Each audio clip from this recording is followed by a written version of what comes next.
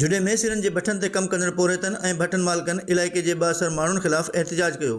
पोरेतन जो चवणु आहे त असां ग़रीब माण्हू सिरन जे भठन ते कमु कंदा आहियूं, पर कुझु शरपसंद माण्हू मुख़्तलिफ़ बहाननि सां असांखे तंग करे रहिया आहिनि, जंहिंखां तंग थी भठा त बंदि थी चुका आहिनि ऐं असां बि बेरोज़गारी जी ज़िंदगी गुज़ारे रहिया आहियूं। असां हिते भठा हलाईंदो आहे हींअर ॿ टे महीना थी विया आहिनि। हिते जेको न गुंडागर्दी बत्ताखोरी हले पियो, 25,000 हिकिड़े भठे ते असांखे ॾियो, भठा हलाइण त भठा बंदि करे वठो। और असांजा ज़मीनूं बि पंहिंजियूं आहिनि, के मुक़ादे थियूं आहिनि।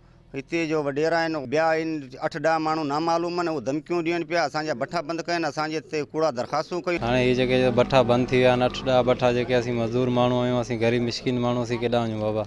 जेको महिरबानी करे जेको सो इहे भत्ताखोरी जेके बि आहिनि इन्हनि सां कानून जी कार्रवाई कई वञे बाबा, इन्हनि खे लाकअप कयो वञे। असां 10-12 माण्हू ॿिया आहिनि, असांखे धमकी ॾियनि था, असांखे चवनि था भठा न हलाइजो, तव्हांखे दाड़ियल खां कढाईंदासीं, तव्हांखे कुटंदासीं, तव्हांजे ॿारनि खे खणंदासीं, छोकिरनि खे खणंदासीं दाड़ियलनि खां।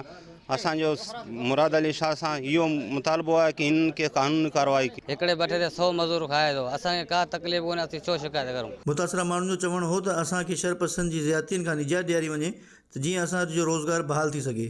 कैमरामैन उमर अकरम सां गॾु शाहिद मजीद, सिंध टीवी न्यूज़, जुडो।